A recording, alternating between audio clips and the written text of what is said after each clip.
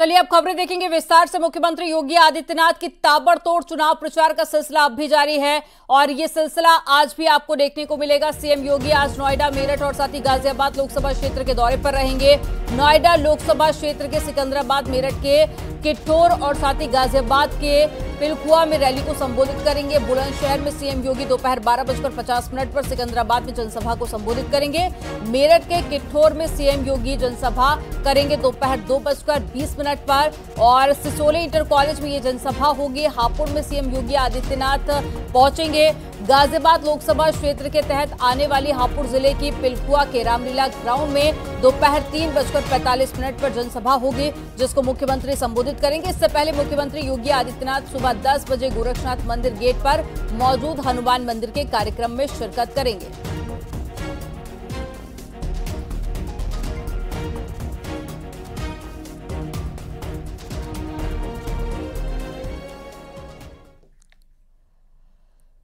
UP में पहले चरण की वोटिंग के लिए चुनाव प्रचार का शोर कल शाम थम गया है और अब मतदाताओं की बारी है। कल पहले चरण की वोटिंग होगी और पहले चरण में यूपी की 8 सीटों पर वोट डाले जाएंगे। आज पोलिंग पार्टियां रवाना होंगी। पहले चरण में सहारनपुर, कैराना, मुजफ्फरनगर, बिजनौर, नगीना, मुरादाबाद, रामपुर और साथ ही पीलीभीत में वोटिंग होनी है। पहले चरण की वोटिंग के लिए सुरक्षा व्यवस्था पुख्ता कर ली गई है।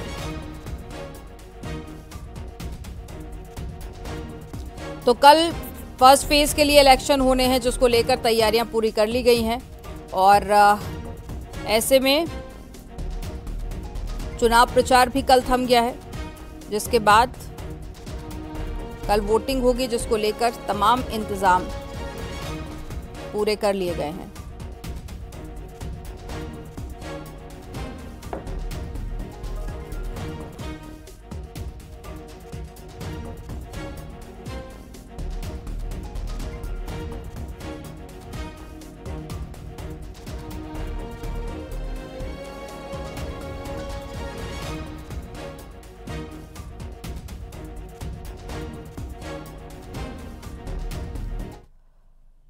पहले चरण के लिए चुनाव प्रचार का शोर थम चुका है। यूपी की 8 और उत्तराखंड की सभी 5 सीटों पर वोटिंग में बस कुछ घंटों का वक्त बचा है। ऐसे में चुनाव प्रचार के आखिरी पल की जो तस्वीरें विपक्ष दल से सामने आई हैं, वो जनता का दिल जीतने के लिए काफी नहीं है, क्योंकि चुनावी मंच से बीजेपी ने जो मुद्दे उठाए उसे भुनाने में विपक्ष नाकाम रहा। तो पहले ये समझते हैं कि पहले चरण में यूपी की 8 सीटों पर किन किन मुद्दों पर वोटिंग होनी है। रिपोर्ट आपको दिखाते हैं।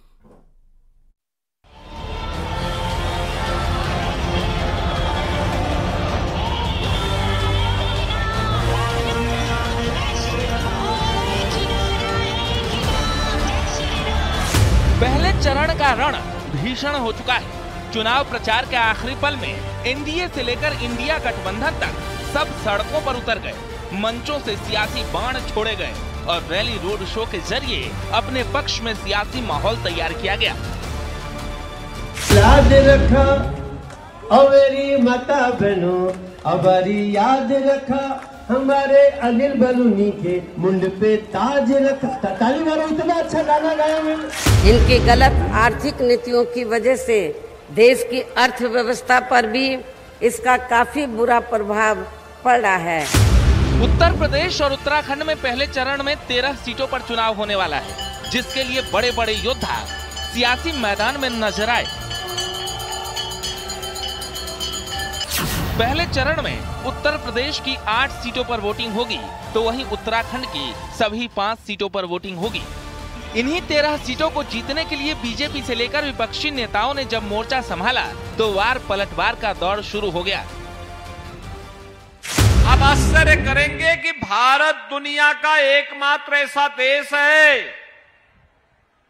जहां पर हमारे आराध्य को अपनी जन्मभूमि के लिए भी प्रमाण देना पड़ा।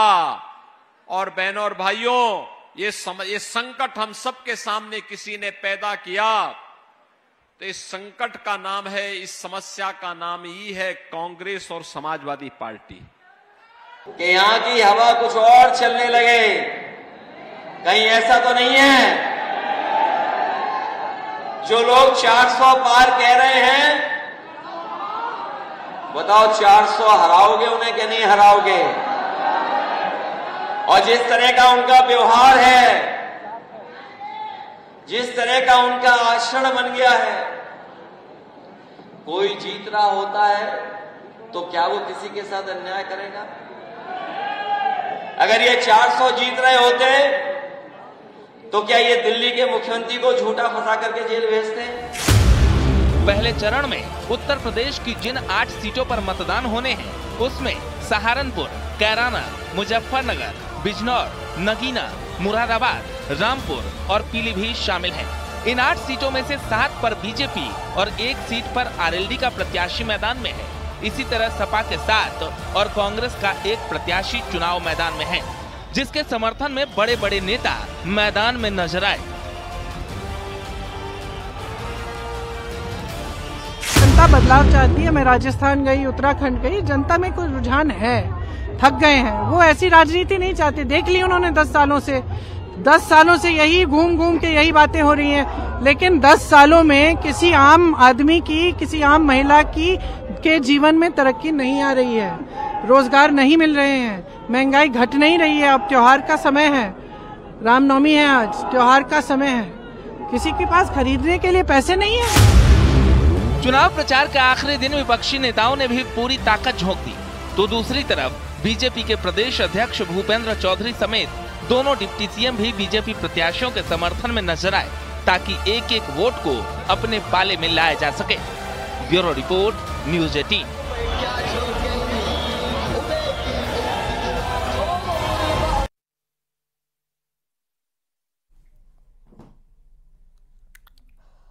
तो वहीं अकेले दम पर चुनाव लड़ रही बीएसपी भी 24 में 2019 से बेहतर परिणाम की उम्मीद में है।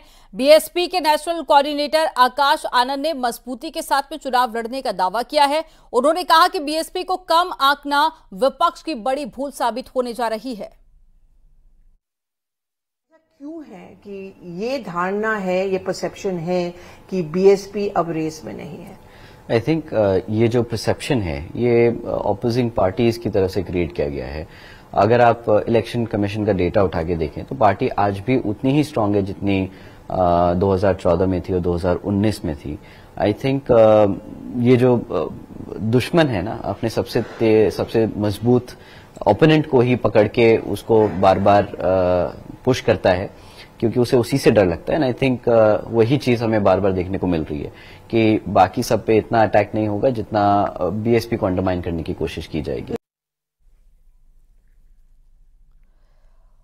और आज से चौथे चरण के लिए नामांकन की प्रक्रिया शुरू होगी। चौथे चरण में 13 सीटों पर 13 मई को वोट डाले जाएंगे। इस चरण में यूपी के 13 सीटों पर वोट डाले जाएंगे और इस चरण में जिन सीटों पर वोट डाले जाएंगे वो है शाहजहांपुर, लखीमपुर खीरी, सीतापुर, मिश्रिख, फर्रुखाबाद, इटावा, कानपुर, बहराइच, धौरहरा, हरदोई, उन्नाव, कन्नौज और साथ ही अकबरपुर। इन चरण में कई वीवीआईपी उम्मीदवारों की किस्मत भी दांव पर लगी हुई है।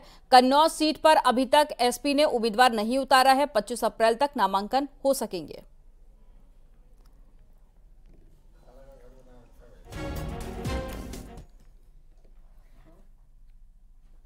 खबर पीलीभीत से है, जहां पर 2,23,000 रुपए बरामद किए गए हैं। चेकिंग के दौरान में जब्त किए गए रुपए, मोटरसाइकिल सवार के पास से रुपए मिले हैं। आरोपी मोहम्मद सुहेल बरेली का रहने वाला बताया जा रहा है। एक बड़ी खबर आपको बता रहे हैं, चेकिंग के दौरान रुपए बरामद हुए हैं। पीलीभीत से खबर है, जहां पर 2,23,000 रुपए बरामद किए गए हैं।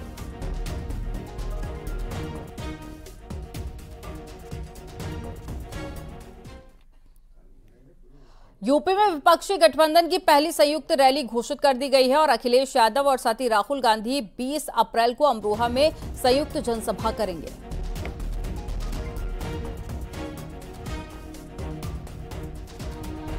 तो अखिलेश यादव और राहुल गांधी साथ में संयुक्त रैली करने जा रहे हैं। इससे पहले कल दोनों ने साथ में प्रेस कॉन्फ्रेंस की और मिलकर बीजेपी पर हमला बोला।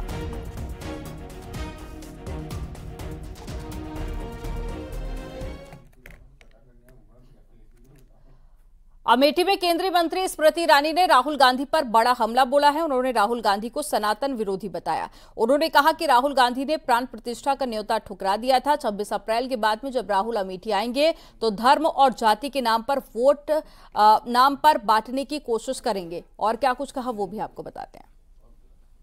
कि 26 तारीख के बाद राहुल गांधी यहाँ आएंगे। हम ये भी जानते हैं कि उन्होंने हर 2 दिन में अपने वक्तव्य में इस बात को प्रदर्शित किया है कि वायनाड ही उनका परिवार है। हिंदी में कहावत होती है, लोग रंग बदलते हैं। हम लोगों को रंग बदलते देख पाए हैं, लेकिन परिवार बदलते पहली बार देखे। 26 तारीख के बाद जब वो आएंगे अपने टोले के साथ, धर्म और जाति के आधार पर हमको बांटने का वो दुस्साहस करेंगे। इसलिए समाज में हम सबको सचेत रहना है। बीजेपी एनडीए प्रत्याशियों को प्रधानमंत्री नरेंद्र मोदी ने पत्र लिखा, वोटरों को मोदी की गारंटी बताने को कहा। पहले चरण के बीजेपी उम्मीदवारों को चिट्ठी लिखी है। चुनाव साधारण चुनाव नहीं है, ये बात का जिक्र प्रधानमंत्री ने उस चिट्ठी में किया। उज्जवल भविष्य के निर्माण का अवसर है, 2047 तक विकसित भारत बनाने को गति देना है। तो ये वो लेटर आपको दिखा रहे हैं जो कि कैंडिडेट्स को प्रधानमंत्री नरेंद्र मोदी की तरफ से लिखा गया।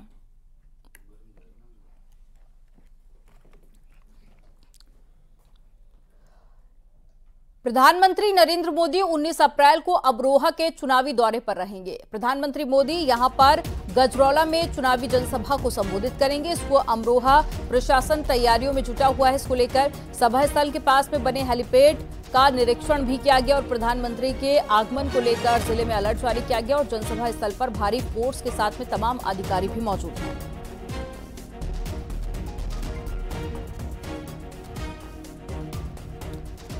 तो 19 अप्रैल को अमरोहा पहुंचेंगे प्रधानमंत्री नरेंद्र मोदी, जनसभा को संबोधित करेंगे, जिसको लेकर तैयारियां पूरी कर ली गई हैं और साथ ही कई जगह पर रूट भी डाइवर्ट रहेंगे। सुरक्षा के लिहाज से भी तमाम इंतजाम किए गए हैं और हेलीपैड का भी निरीक्षण किया गया, जहां पर प्रधानमंत्री नरेंद्र मोदी